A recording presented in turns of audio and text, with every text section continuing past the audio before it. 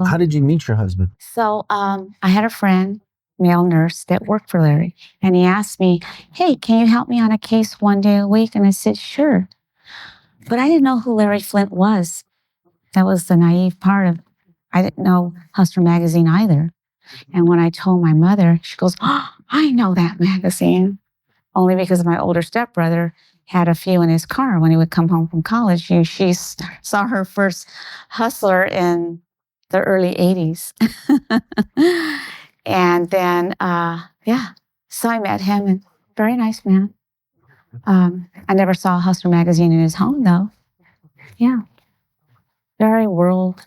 What were you? So were you just helping with his health, or what were you doing for him? Yeah, he would have nurses. Yeah, and he lived by himself with a cook and assistants. Yeah.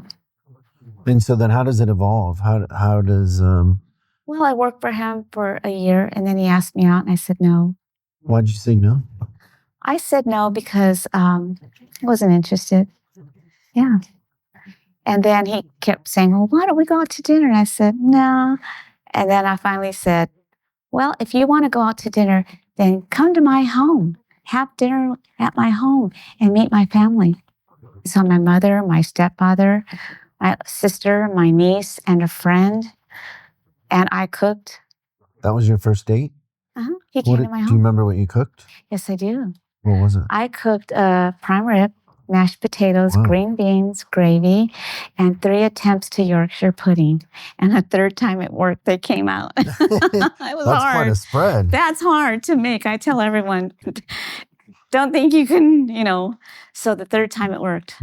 So he comes over, and what did your family think of him? He came. So I lived in Alhambra because my sister and I owned the home that I was living in.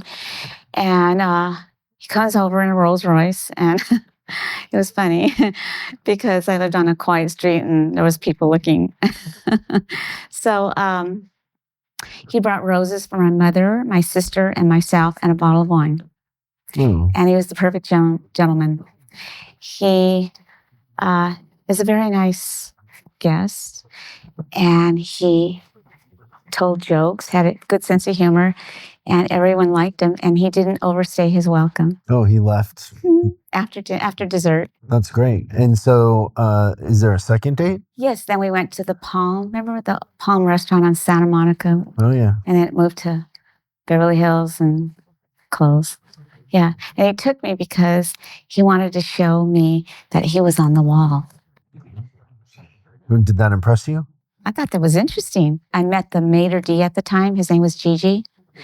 And he told me, "Liz," he said, "I knew Larry when Larry was walking." So my husband was coming to Los Angeles quite frequently because headquarters was in Columbus, Ohio. And then in the late 70s, Larry wanted to move the company to Los Angeles. But he was shot in March of 1978. So yeah, it was interesting. So the picture that was on the wall at the time was when he was 34, 35. So how does he get you to fall for him? Just dinners, perfect gentleman, flowers. But he was a very interesting man. He had an impeccable vocabulary and just very worldly and just a gentleman. Very smart, right? Yeah, very. Very intellectual? Oh, yeah.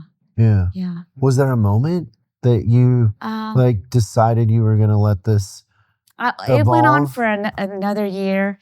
And then in 93, because I went from full-time at UCLA to part-time to per diem to 1 day a month, I'm sorry. And then my boss called me in her office one morning and said, "Liz, sit down." And then I was trying to think, what does she want to tell me? And she said, "Liz, we're always having to adjust the schedule around you. So you're going to have to decide where your loyalty is. Is it going to be Larry Flint or UCLA?" And I teared up. Wow, I've never been forced to make a decision, my career or somebody else. That was very, that was overwhelming for me. So then I told her I needed to think about it. I didn't want to make a decision right there. So who did you talk to about it? So I talked to Larry. I called him up when I got home. And then I told him, I said, my boss had a discussion with me. And I said she wanted me to decide where my loyalty was. It going to be you or UCLA? And he says, you don't need to work, Liz. I'll take care of you. So then I called in sick that day. And then I went over to his house on, let's talk. And I just told him, because by that time I was traveling with him. He said, you don't need to work, Liz. I'll take care of you. And I said, but I have a home, I have a car, I have this. He says, don't worry. He was just a really neat guy. And I could see in the twinkle in his green eyes that, there was love there. And he was a man of his word, and he kept it.